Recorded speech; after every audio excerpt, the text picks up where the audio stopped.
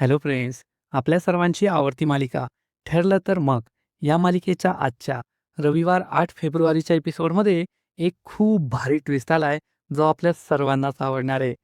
Friends, Arjun आणि सायलीचं पुन्हा एकदा ठरलं तर मग. नाही नाही, या दोघांचं लग्न नाही होणार आहे, तर या दोघांमध्ये एक चॅलेंज लागलंय. मग हे चॅलेंज आहे तरी काय? तर फ्रेंड्स, अर्जुन असं म्हणतोय की ऑफिसचं काम जास्त महत्त्वाचं असतं, तर सायली असं सांगतीये की घरकाम सुद्धा कमी महत्त्वाचं नसतं. यावरूनच या दोघांमध्ये भांडण झालं आणि मग एक चॅलेंजला सुरुवात झाली आणि या चॅलेंजनुसार आता अर्जुन चक्क घर सांभाळणारे, घरकाम करणारे, स्वयंपाक बनवणारे आणि सायली चक्क ऑफिस सांभाळणारे आणि वकिली करणारे. म्हणजेच आता या मालिकेचे पुढील काही एपिसोड खूप इंटरेस्टिंग असतील. अर्जुनला स्वयंपाक बनवताना पाहायला खूप मजा येईल आणि सायलीला ऑफिस सांभाळताना पाहायला खूप मजा येईल. तर फ्रेंड्स, तुम्ही सुद्धा हे पाहायला एक्सायटेड आहात ना? नक्कीच कमेंट करा. मग आजच्या एपिसोडमध्ये घडलंय तरी काय? आपण ते जाणून घेऊया. तर सगळ्यात आधी अर्जुन हा त्याच्या रूममध्ये असतो. तेवढ्या सायली त्याच्यासाठी गरमागरम कॉफी घेऊन येते. अर्जुन सायलीच्या हातून कॉफी घेतो. तेवढ्यात त्याला दिसतं की सायलीच्या हाताला तर भाजलंय. अर्जुन खूप घाबरतो आणि विचारतो, "अरे बायको, तुझ्या हाताला तर भाजलंय. कसं काय भाजलं? थांब, मी मलम लावतो." तर सायली सांगते, "अहो, मलम वगैरे सगळं लावून झालंय. मला भाजलंय, पण मला खूप भारी वाटलं." अर्जुनला आश्चर्य वाटतं आणि तो विचारतो, "तुला भाजलंय आणि तुला भारी काय वाटलंय?" तर सायली त्याला सांगते, "मला भाजलं ना, तेव्हा प्रतिमा आत्यानी माझी खूप काळजी घेतली, एखाद्या आईसारखी. आणि अनावधानाने त्या मला तन्वीसुद्धा म्हणाल्या. आमच्या दोघींच्याही डोळ्यात पाणी आलं होतं. आम्ही खूप इमोशनल झालो होतो." हे ऐकून अर्जुनलाही आनंद होतो आणि अर्जुन म्हणतो, "तसंही तू त्यांची मुलगीच आहे." त्यामुळे सायली आणखीनच खुश होते.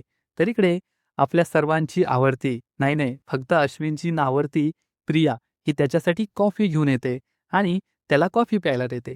तेव्हा अश्वी ही कॉफी पितो आणि प्रिया त्याला खूप आनंदाने विचारते, "कशी झाली आहे कॉफी?" तर अश्विन तिला विचारतो, "याच्यामध्ये तू कॉफी पावडर टाकली आहे की फक्त कॉफीचा वास टाकलाय? ही तर कॉफी नाही, उकळतं पाणी वाटतंय फक्त." त्यामुळे प्रियाला मोठा धक्काच बसतो. प्रिया विचारते, "तुला स्ट्राँग कॉफी लागते का?" तर अश्विन म्हणतो, "याच्या आधी मी तुला अनेकदा सांगितलंय, मला स्ट्राँग कॉफीच लागते. पण तुझं लक्षच नसतं मी काय म्हणेल ते त्याच्याकडे. त्यामुळे तुला सांगून फायदाच नाहीये." असं म्हणून अश्विन तेथून निघून जातो. त्यामुळे प्रिया खूप चिडते आणि म्हणते, "मला असा राग येतोय ना, या सगळ्यांचं मन मी जिंकण्याचा प्रयत्न करते या प्रॉपर्टीसाठी. प्रॉपर्टी तर मला मिळत नाहीये, उलट मोलकणीसारखी कामं करावी लागताय आणि वरतून यांचे टोमणे ऐकून घ्या." त्यामुळे प्रिया खूप चिडचिड करते.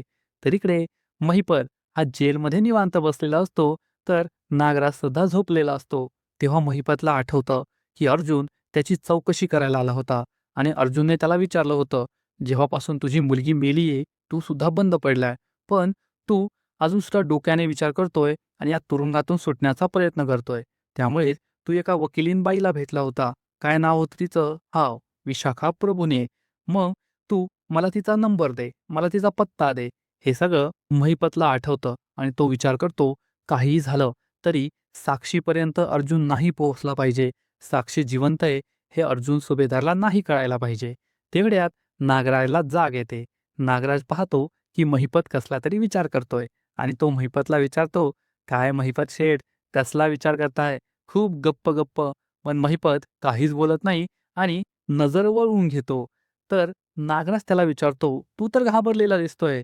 अर्जुन सुभेदार तुला भेटायला आला होता ना, त्याला कळलं की काय तुझी मुलगी साक्षी जिवंत आहे?" हे ऐकून महिपतला मोठा धक्काच बसतो. महिपत चिडून म्हणतो, "साक्षी जिवंत आहे ना, हे त्या अर्जुनला कधीच कळू शकत नाही." तर नागराज सांगतो, "अरे, तुझ्या पोरीला पनवेलमध्येच राहायचंय, त्यामुळे आज ना उद्या अर्जुनला ती सापडणारच आहे." महिपत चिडून म्हणतो, "तुला काय मी साधा-सुधा माणूस वाटलो का? येथे जेलमध्ये असताना सुद्धा मी अशी चक्र फिरवेल ना, की साक्षी पनवेलमधून गायब होईल आणि कोणाला काही कळणार सुद्धा नाही." तर नागराज हसू लागतो आणि म्हणतो, "तुझी मुलगी आहे ना, पनवेल सोडून कधीच जाऊ शकत नाही." महिपत विचारतो, "का नाही जाऊ शकत?" नागराज म्हणतो, "कारण मला जे माहिती आहे ना, ते तुला माहीत नाहीये. तुझी पोरगी ना, एका पोराच्या प्रेमात पडलीये, त्यामुळे ती पनवेल सोडून जाऊच शकत नाही." महिपतला मोठा धक्काच बसतो. तो म्हणतो, "नाही, नाही, माझी पोरगी कोणाच्या प्रेमात पडण्यासारखी नाहीये." तर नागराज त्याला सांगतो, "अरे तू लय भोळा आहे रे महिपत. मला सगळं माहिती आहे ना. तुझी पोरगी ज्या पोराच्या प्रेमात पडली ना, त्याचा सगळा कच्चा चिठ्ठा मला माहिती आहे. तुझी पोरगी ज्या पोराच्या प्रेमात पडली ना, त्याचं नाव आहे सचिन दीक्षित आणि तुला हे सुद्धा सांगतो, की त्या पोराचं आधीच लग्न झालंय. तो फक्त तुझ्या पोरीला खेळवतोय." महिपत खूप चिडतो. नागराज सांगतो, "आणि अजून स्टोरी येथे संपली नाहीये. तुला माहिती आहे का, त्या सचिन दीक्षितची खरी बायको कोण आहे? तर ती आहे अस्मिता प्रताप सुभेदार, अर्जुनची थोरली बहीण." हे ऐकून महिपतच्या पायाखालची जमीनच सरकते. त्याचा विश्वासच बसत नाही. तर नागराज मात्र हसू लागतो. महिपतला खूप भीती वाटते, की साक्षी हे काय करते? तर इकडे अर्जुन सायलीच्या भाजलेल्या हाताकडेच पाहत राहतो आणि तिच्या हातावर प्रेमाने फुंकर मारतो. त्यामुळे सायली खूप लाजते. हे दोघेही खुश असतात आणि तेवढ्यात अश्विन तेथे येतो. अश्विनला दिसतं, की या दोघांचा रोमांस सुरू आहे. त्यामुळे अश्विन लाजतो, थबकतो आणि गळा खकारतो. त्यामुळे या दोघांनाही समजतं, की अश्विन आलाय आणि सायली अर्जुनच्या हातातून आपला हात काढून घेते. तेव्हा अश्विन म्हणतो, "तुमच्या दोघांचं काहीतरी महत्त्वाचं सुरू होतं ना?" तर अर्जुन म्हणतो, "हो ना यार, आत्ताच कुठे आम्ही रोमॅन्टिक झालो होतो आणि लगेच तू आलास." तर सायली चिडून म्हणते, "अहो गप्प बसा. कुठे काय बोलायचं तुम्हाला कळत सुद्धा नाही. अश्विन भाऊजी तुम्ही सांगा, काही महत्त्वाचं काम होतं का?" तर अश्विन म्हणतो, "हो वहिनी. दादा, तू मला ते सांगितलं होतंस ना, की ती फेक बॉडी कुठून आली होती हे शोधायचं. तर मी त्याचा पत्ता लावलाय. ज्या हॉस्पिटलमधून ही फेक बॉडी मिळाली होती, तेथे एक सुनीता काकडे नावाची नर्स काम करायची आणि तिनेच ही फेक बॉडी अलॉट केली होती आणि त्यानंतर अवघ्या 2च दिवसात तिने नोकरीसुद्धा सोडली आणि ती नोकरी सोडून तेथे निघून गेली. यावरून तर हेच कळतंय, तिनेच हे सगळं जाणून-बुजून केलंय. नागराज किंवा महिपतने तिला हे करायला सांगितलं असेल." अर्जुन विचारतो, "मग त्यांचा काही फोन नंबर वगैरे आहे का तुझ्याकडे?" अश्विनी सांगतो, "हो, मला हॉस्पिटलच्या एच-आर डिपार्टमेंटकडून त्यांचा पत्ता आणि फोन नंबर सगळं काही मिळालंय. मी तुला फॉरवर्ड करतो." हे ऐकून अर्जुनला खूप आनंद होतो. अश्विन हा पत्ता फॉरवर्ड करतो. अर्जुन म्हणतो, "म्हणजे आता हा आपल्याला सगळ्यात मोठा पुरावा मिळू शकतो. जर नागराज काकानेच तिला हे सगळं करायला सांगितलं असेल, तर मग आपण तिला साक्षीदार बनवू शकतो. तिची साक्ष या केसमध्ये खूप महत्त्वाची ठरेल. आता आपल्याला नागराजला अडकवता येईल." असा विचार करून अर्जुन खूप खुश होतो. सायली म्हणते, "हो, आधी तर कदाचित ते यासाठी नकार देतील, पण आपल्याला त्यांच्याकडून सगळं जाणून घ्यावं लागेल. आपण त्यांना नक्कीच कन्व्हिन्स करू नागराज विरुद्ध साक्ष देण्यासाठी." अर्जुन सुद्धा यासाठी हो म्हणतो. तर इकडे नागराज हा महिपतला सगळं सत्य सांगतो, की तुझी पोरगी त्या सचिन दीक्षितच्या प्रेमात पडलीये आणि तो सचिन दीक्षित अर्जुनच्या थोरल्या बहिणीचा नवरा आहे आणि ज्या दिवशी अर्जुनला हे सत्य कळेल ना, त्या दिवशी तुझ्या साक्षीचं काही खरं नाही. त्यामुळे महिपत चांगलाच घाबरतो. नागराज त्याला म्हणतो, "तुझ्या पोरीचे ना सगळे बंद माझ्या हातात आहे. म्हणजे तुझी मानच माझ्या हातात आहे. त्यामुळे तू माझं सत्य कोणाला सांगायचं नाही. तोंड बंद ठेवायचं, एवढं लक्षात ठेवायचं." महिपत खूप टेन्शनमध्ये येतो. साक्षी खूप मोठी चूक करतीये आणि आता साक्षीचं काही खरं नाही, अशी भीती त्याला वाटत असते. इकडे घरामध्ये सगळे मस्त नाश्त्याच्या टेबलवर गप्पा मारत बसलेले असतात. तेवढ्यात सायली तेथे येते. विमल तिला विचारते, "ताई, तुम्ही आज साबुदाणा कशाला भिजायला टाकलाय? आज तर कोणाला उपवास पण नाहीये." तर सायली सांगते, "विमलताई, फक्त उपवासाच्या दिवशी साबुदाणा बनवायचा असं कुठे असतं? साबुदाणा सगळ्यांनाच आठवतो आणि आज मी साबुदाण्याची खिचडी बनवणार आहे." हे ऐकून सगळ्यांनाच आनंद होतो. प्रताप, रविराज सांगतात, "हो, आम्हाला सुद्धा साबुदाण्याची खिचडी खूप आवडते." तर सुमन ही सायलीला विचारते, "सायली, मी तुला मदत करायला येऊ का?" तेव्हा सायली सांगते, "नाही काकू, तुम्ही आराम करा." सगळेजण गप्पा-गोष्टी करत असतात. तेवढ्यात अर्जुन धावत पळत तेथे येतो आणि म्हणतो, "बायको, झाला का नाश्ता? चल लवकर आपल्याला ऑफिसला जायचंय." तर लगेचच सायली चिडून म्हणते, "हां, तुमचं तर एवढंच असतं. कोणाचं काय चाललंय ते नाही पाहायचं. फक्त मला ऑफिसला जायचंय, मला घाई आहे." आणि रविराज म्हणतो, "खरंय अर्जुन, तू ना हे खूप चुकीचं करतोय. तू एवढ्या लवकर घाई करायला नाही पाहिजे. सायलीची सुद्धा कामं महत्त्वाची असतात ना." तर प्रतिभा म्हणते, "तुम्ही गप्प बसा. तुम्ही बोलूच नका. आपण तर ती व्यक्ती आहोत, जी लग्नाच्या दुसऱ्या दिवशीच ऑफिसला जायला निघाली होती. मी तुम्हाला आठवण करून दिली. अहो, कालच आपलं लग्न झालंय, तेव्हा तुम्ही थांबला होता." तेव्हा रविराजला हे आठवतं आणि म्हणतो, "हो, खरंय ना. आणि मला नागराजनेच सांगितलं होतं, की दादा कालच तुझं लग्न झालंय, थांब." पण नागराजची आठवण काढून रविराज खूप दुःखी होतो. त्याने आपल्याबरोबर काय केलंय हे सगळं त्याला आठवतं आणि तो इमोशनल होतो. तेव्हा अर्जुन लगेच विषय बदलतो आणि म्हणतो, "बरं झालं.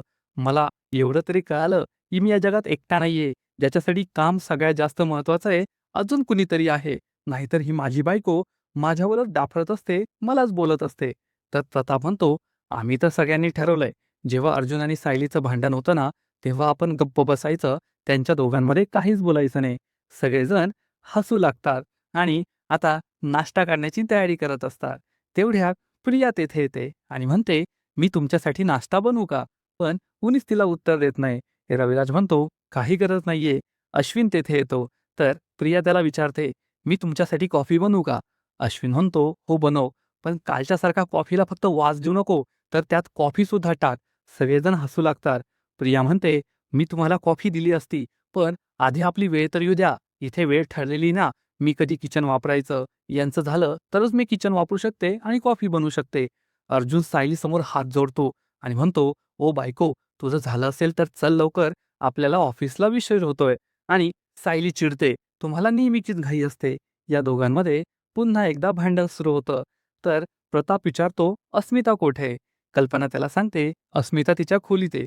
पूर्ण आईने तिला एक टास्क दिलाय. तिला चांगले विचार लिहून काढायचेत आणि ती चांगले विचार लिहितीये."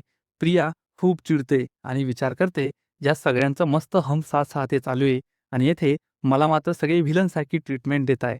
ती खूप चिडते. अस्मिता ही तिच्या रूममध्ये असते आणि पूर्ण आजीने सांगितल्याप्रमाणे चांगले विचार वहीवर लिहित असते. तेवढ्यात तिला सचिनचा मेसेज येतो, "ब्युटिफुल कशी आहेस तू?" आणि हा मेसेज पाहून अस्मिता खूप खुश होते. तिला आनंद होतो. तेवढ्यात कल्पना तेथे येते. त्यामुळे अस्मिता मोबाईल बंद करून बाजूला ठेवून देते. कल्पना तिला विचारते, "झाले का चांगले विचार लिहून?" तर अस्मिता सांगते, "काही सुचतच नाहीये." कल्पना तिला समजावून सांगते, "तू आहे ना मनात चांगला विचार कर, म्हणजे सगळं चांगलंच घडेल." तर अस्मिता म्हणते, "काही चांगलं घडायला तर पाहिजे, चांगला विचार करायला." कल्पना तिला समजावून सांगते, "असं काही चांगलं घडत नाही. तू चांगला विचार केला ना, तर मग सगळं चांगलं घडेल." पण अस्मिता मात्र हे चांगले विचार लिहिणं खूप अवघड आहे, असंच म्हणत असते. कल्पना म्हणते, "नक्कीच तुला जमेल." आणि ती तेथून निघून जाते. तर पुन्हा एकदा अस्मिता सचिनचा मेसेज पाहते आणि खूप खुश होते. सचिनवर तिचं अजूनही प्रेम आहे. "How are you my beautiful" हा मेसेज पाहून तिला खूप आनंद होतो. तर इकडे सचिन हा अस्मिताला हा मेसेज पाठवत असतो. तेवढ्यात त्याला साक्षी पाहते. हा सचिन हसतोय, स्माईल करतोय. नक्कीच काहीतरी गडबड आहे असं तिला वाटतं आणि ती विचारते, "सचिन, काय चाललंय तुझं?" तर सचिन सांगतो, "काही नाही, माझं कामाचंच चालू आहे." पण साक्षीला मात्र संशय आलेला असतो आणि साक्षी म्हणते, "चल तुझा मोबाईल दे." सचिन विचारतो, "तुला मोबाईल कशाला हवाय?" साक्षी म्हणते, "मला हवाय, मला चेक करायचा आहे." सचिन म्हणतो, "नाही, नाही, वेडी झालीस का तू? असं कोणाचा मोबाईल कुणी पाहतं का?" तर साक्षी म्हणते, "मला तुझा मोबाईल पाहायचा आहे. चल मोबाईल दे लवकर." आणि ती जबरदस्तीने सचिनचा मोबाईल घेऊ लागते. पण सचिन तिला मोबाईलच देत नाही. साक्षी विकृतसारखी करू लागते, "मला लवकर मोबाईल दे. माझं तुझ्यावर खूप प्रेम आहे. मी तुला दुसऱ्या कोणाबरोबरही शेअर करू शकत नाही. तुझं बाहेर कुठं अफेअर सुरू आहे का? तू मला फसवतोय का? दे लवकर मोबाईल." असं म्हणून ती चक्क त्याचा गळाच दाबते. त्यामुळे सचिन खूप घाबरतो आणि साक्षी ही लगेचच रागारागाने डायनिंग टेबलजवळ जाते. तेथून एक चाकू उचलते आणि म्हणते, "तुला काय वाटलं, मी काय साधीसुधी आहे का? तू मला गुंडाळशील. खून केलाय मी खून. मी काही साधीसुधी नाहीये आणि माझं तुझ्यावर खूप प्रेम आहे. मी तुला कोणाबरोबरच शेअर करू शकत नाही. तू जर मला फसवलं ना, तर मी सुद्धा जगणार नाही." असं म्हणून साक्षी ही चक्क या चाकूने स्वतःची हाताची नस कापण्याची धमकी देऊ लागते. सचिन चांगलाच घाबरतो. तो धावत पळत साक्षीजवळ येतो, हा चाकू घेतो आणि म्हणतो, "घे मोबाईल. तुला काय वाचायचं ते वाच, काय चेक करायचं ते चेक कर." साक्षी या मोबाईलमध्ये चेक करू लागते, की या सचिनचं दुसऱ्या मुलीवर अफेअर तर नाहीये ना? हा कोणाला मेसेज तर पाठवत नाहीये ना? सचिन चांगलाच घाबरतो, की साक्षीला काही कळायला नको. साक्षी ही त्याच्याकडे आश्चर्याने पाहते. सचिनला वाटतं, की तिने ओळखलं की काय? पण पुढच्या क्षणी साक्षी ही सचिनजवळ येते आणि म्हणते, "बेबी, असं का करतोस तू? तुझं काही बाहेर सुरू नाहीये ना? मग मला मोबाईल दाखवायचा ना? तू मोबाईल दाखवायला नाही म्हणाला, म्हणून मला संशय आला. सॉरी, मी तुझ्यावर खूप प्रेम करते." असं म्हणून साक्षी त्याला घट्ट मिठी मारते आणि म्हणते, "ठीक आहे, तू तुझं काम कर, मी फ्रेश होऊन येते." असं म्हणून साक्षी तेथून निघून जाते. सचिन चांगलाच घाबरलेला असतो आणि विचार करतो, बरं झालं मी वेळेवर अस्मिताचा मेसेज डिलीट केला, नाहीतर माझं आज काही खरं नसतं. अचानक या साक्षीला काय झालं? ती अशी का वागत होती? हाच प्रश्न या सचिनला पडतो. तर इकडे अर्जुन आणि सायली या सुनीता काकडेच्या घरी पोहोचतात. ते दरवाजा वाजवतात. सुनीता काकडे दरवाजा उघडते. अर्जुन विचारतो, "तुम्हीच नर्स सुनीता काकडे आहात का?" तर ही बाई हो म्हणते आणि या दोघांना घरात बोलवते. अर्जुन आणि सायली घरात येतात आणि तिच्याकडे चौकशी करतात. 2 वर्षांपूर्वी तुम्ही एका हॉस्पिटलमध्ये काम करायच्या. तेथे तुम्ही एक बॉडी दिली होती. ही फेक बॉडी होती. आम्हाला त्याबद्दल चौकशी करायची आहे. तर ही बाई चांगलीच घाबरते आणि म्हणते, "मला नाही माहीत. अशा हॉस्पिटलमध्ये तर हजारो बॉडी येत असतात. मला काय माहीत ती कोणी घेतली, काय घेतली आणि माझा या प्रकरणाशी काही संबंध नाहीये. मला काहीच माहिती नाहीये." अर्जुन म्हणतो, "तुम्ही बऱ्या बोलाने सगळं खरं-खरं सांगा. कारण महिपत शिखरेच्या घरी आम्हाला सगळे डॉक्युमेंट्स मिळालेत. जी बॉडी तुम्हीच बाहेर पाठवली आहे. तुमची सही आहे त्यावर, तुमचं नाव आहे आणि जर आम्ही कोर्टात हे डॉक्युमेंट्स मांडले ना, तर तुम्हाला शिक्षा होऊ शकते. तुम्ही जेलमध्ये जाऊ शकता." हे ऐकून ही बाई खूप घाबरते आणि म्हणते, "नाही सर, मला जेलमध्ये नाही जायचंय. आम्हाला वाचवा." अर्जुन म्हणतो, "ठीक आहे, मग खरं-खरं सांगा. तुम्हाला हे सगळं करायला कुणी सांगितलं होतं?" तेव्हा ही सुनीता सांगते, "मला हे सगळं नागराज किल्लेदारने करायला सांगितलं होतं." हे ऐकून अर्जुन आणि सायलीला जबर धक्काच बसतो. ही बाई सांगते, "नागराज किल्लेदारने मला पैसे दिले होते, ही फेक बॉडी बाहेर काढण्यासाठी आणि त्यानंतर मी नोकरी सोडून दिली." सायली म्हणते, "ठीक आहे, तुम्ही आमच्या माफीच्या साक्षीदार व्हा आणि नागराज विरुद्ध कोर्टात साक्ष द्या, म्हणजे तुम्हाला कमीत कमी शिक्षा होईल."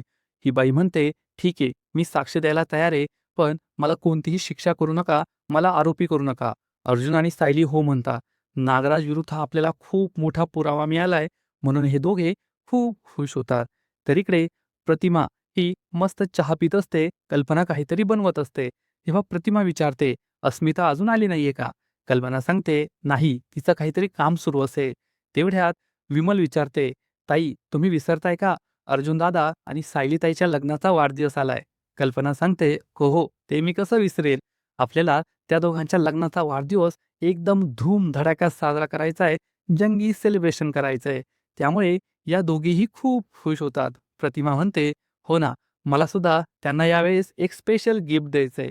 तर इकडे अर्जुन आणि सायली या सुनीताच्या घरी असतात आणि सुनीताकडून काय झालं, कसं झालं, हे सगळं तिला कुणी करायला सांगितलंय याबद्दलची सगळी माहिती गोळा करतात, की नागराजनेच तिला या फेक बॉडीबद्दल सगळं सांगितलं होतं आणि मग प्रतिमा ही देवाघरी गेली, ती मेली हे सत्य नागराजला कळलं. रविराजला कळलं हा सगळा नागराजचा प्लॅन होता.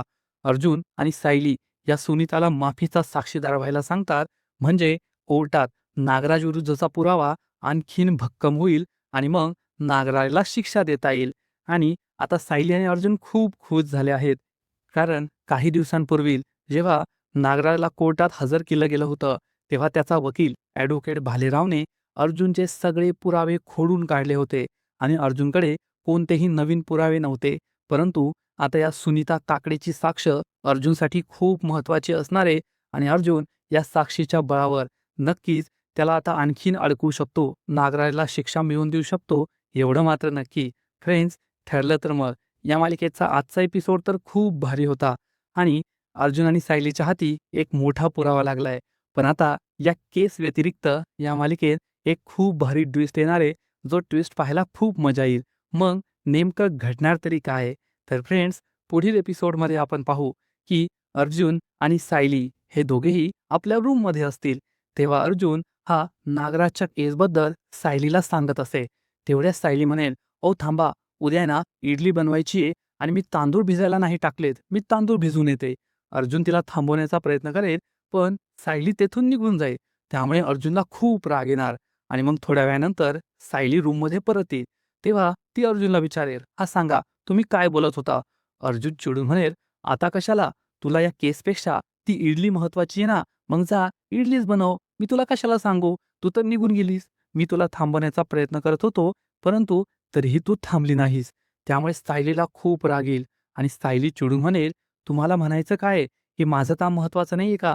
घरातील काम सुद्धा तेवढंच महत्वाचं असतं, जेवढं तुमच्या ऑफिसचं काम महत्वाचं आहे. तुमची केस जेवढी महत्वाची ना, तेवढीच माझी इडली सुद्धा महत्वाची." अर्जुन म्हणेल, इडली बनवणं आणि घर सांभाळणं एवढं अवघड नाहीये. तर सायली खूप चिडणार आणि म्हणणार, "मग का ऑफिस सांभाळणं खूप अवघड असतं का?"